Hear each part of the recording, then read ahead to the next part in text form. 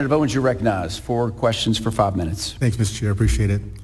Within our country's DNA is an understanding that education is imperative for the attainment of Americans' promise of life, liberty, and pursuit of happiness.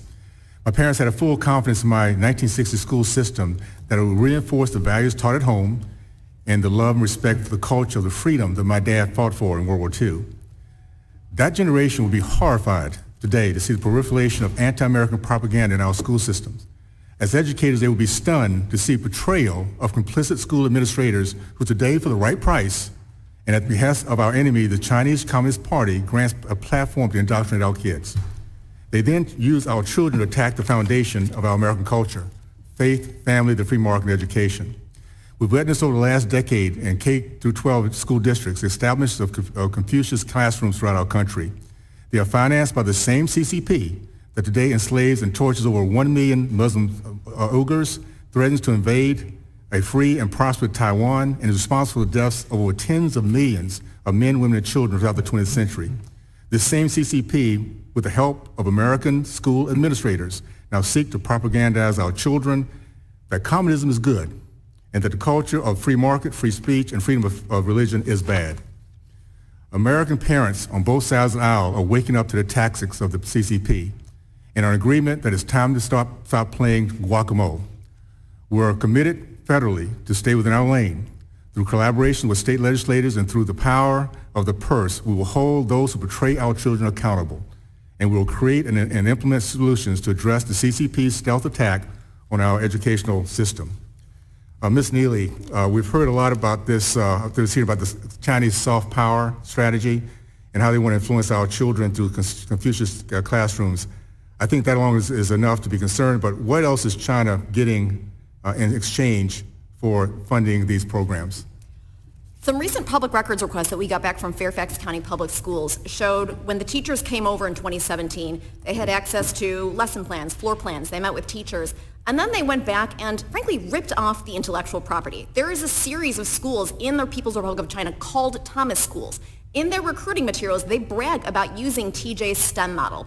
We now watch Thomas Jefferson High School, which has fallen in the rankings from being America's #1 STEM high school to, just yesterday, was ranked #7. It is now unable to compete against its foreign corollaries. And so while our schools are mired in equity fights, while they are focused on identity politics, we are not teaching our children the basics that they need, reading, writing, and arithmetic, to compete in a global economy. And so there is that IP that has been ripped off. There is, as we referenced before, possible access to student data. That is something that is very concerning, that we definitely need to know more about. Public schools are just not good at securing student data at all, period. They're asking students intrusive surveys, regularly violating the PPRA, asking them about race and politics and sex and gender. What happens to that? Is it stored on a Google document? We don't know who is accessing this information. On average, 2 school districts a day are hacked. There are ransomware attacks around the country. And so this is not just a threat from outside, but it is also a threat from people who work in these school systems. And then, the list goes on, but there's a lot to be worried about. Thank you so much. Superintendent Walters, you talked a bit in your testimony the federal government could do to address the problems. I'd love to hear how you expand that with the concept of Congress taking time to address these foreign influences without violating the principles of federalism. Thank you for that question very much, and I appreciate the leadership of this committee addressing this problem. I think, first of all, this is an issue of national security. When you look at the indoctrination going on in our classrooms from several different perspectives, this is one of the most heinous. Frankly, when you look at this is a failure of Nancy Pelosi's leadership when this was brought to her attention. The Biden administration, this failure to secure our schools and education system is traitorous.